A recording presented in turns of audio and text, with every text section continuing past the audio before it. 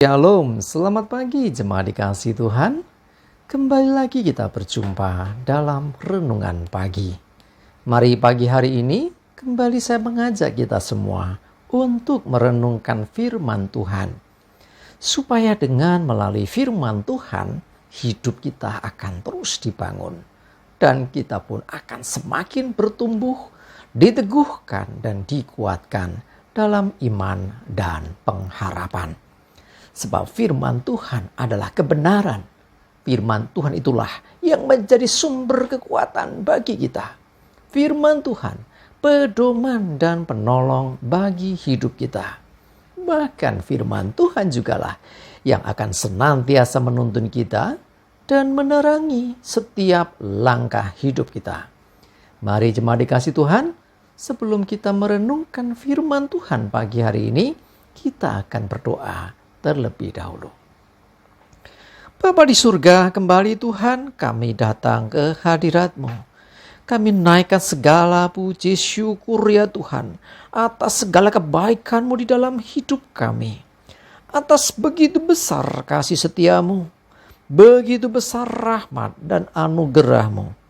Segala berkat dan kemurahan-Mu, perlindungan-Mu, penyertaan-Mu, pertolongan-Mu, dan juga bahkan pemeliharaanmu atas seluruh hidup kami.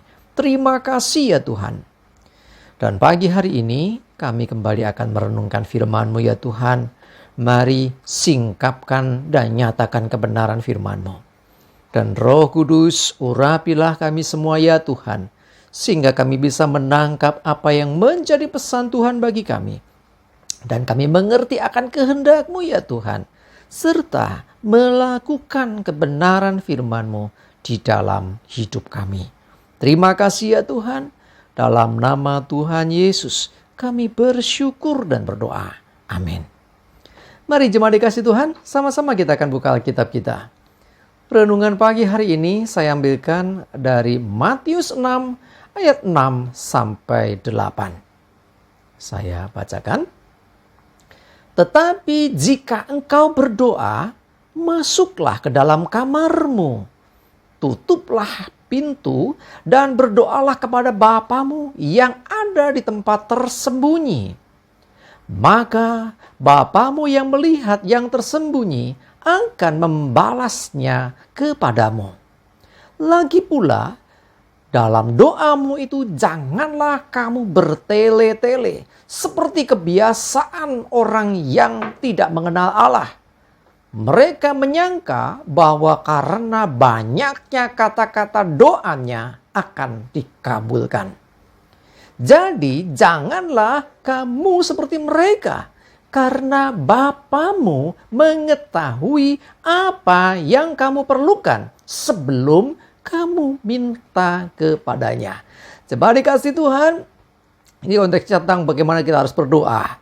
Ya, orang-orang Yahudi pada masa itu sering berdoanya di pasar, di pinggir-pinggir jalan, ya, supaya dilihat orang, ya, dianggap orang, wah ini orang-orang yang istilahnya orang-orang yang sangat rohani. Ini orangnya imannya luar biasa gitu ya, supaya orang memuji. Ya, orang itu sehingga orang sekali tampil di depan orang banyak ya dengan gaya doanya masing-masing. Bahkan ya seringkali dengan kata-kata yang indah, bertele-tele, berpanjang-panjang seperti orang mau baca puisi atau bahkan seperti orang dongeng panjang lebar gak karu-karuan. Orang menyangka dengan demikian doanya itu dengar Tuhan. Tapi Tuhan Yesus menyatakan demikian, bukan seperti itu. Jika kamu berdoa, masuk ke dalam kamar, tutup pintu, dan berdoa kepada Bapamu yang tersembunyi. Artinya di sini adalah doa itu urusan pribadi kita dengan Tuhan. Doa itu adalah masalah engkau dengan Dia Sang Pencipta. Jadi tidak usah caper, cari perhatian depan orang banyak. Oh, sedang berdoa orang itu. Oh, dia orang yang sangat rohani. Oh, imannya luar biasa. Bukan. Kalau engkau mengejar itu, maka upahmu yaitu dipuji orang, selesai, engkau gak akan dapat apa-apa dari Tuhan.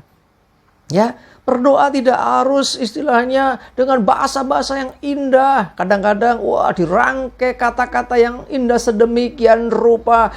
Seperti merangkai sebuah puisi, seperti kata-kata yang pokoknya selangit gitu ya.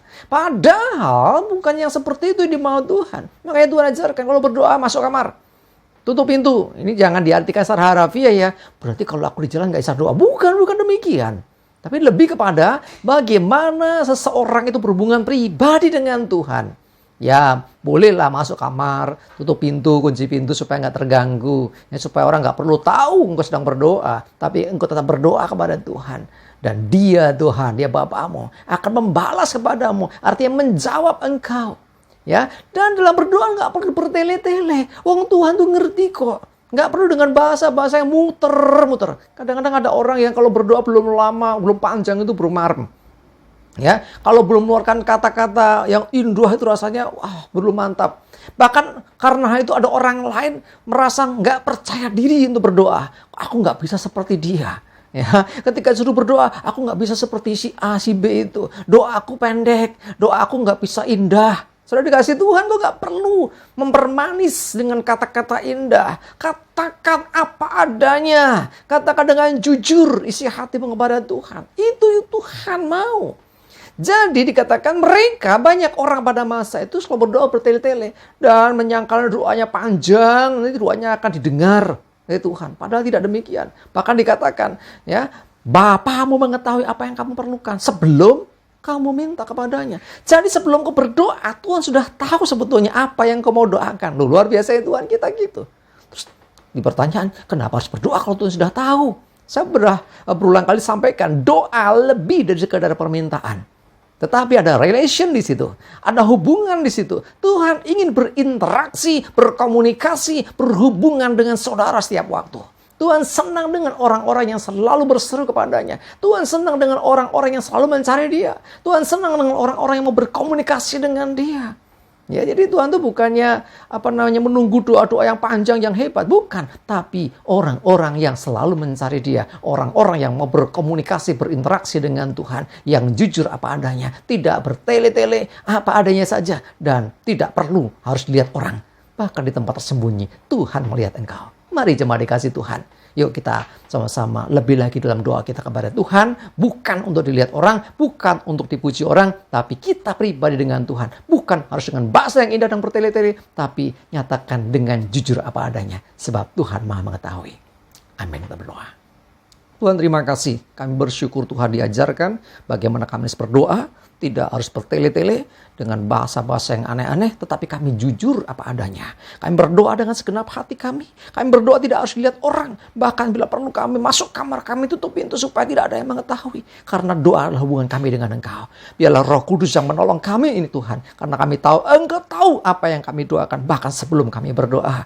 Kami percayakan Tuhan hidup kami. Terima kasih kami bersyukur. Menyerahkan juga hari ini aktivitas kami dalam tuntunan Tuhan. Jauhkan celaka mara bahaya. Damai sejahtera dan berkat Tuhan menyertai kami semua. Dalam nama Tuhan Yesus kami bersyukur dan berdoa. Amin. Mari jemaat dikasih Tuhan. Yuk semangat terus ya. Maju terus dalam iman dan pengharapan. Selamat beraktivitas. Tuhan Yesus memberkati kita semua. Amin.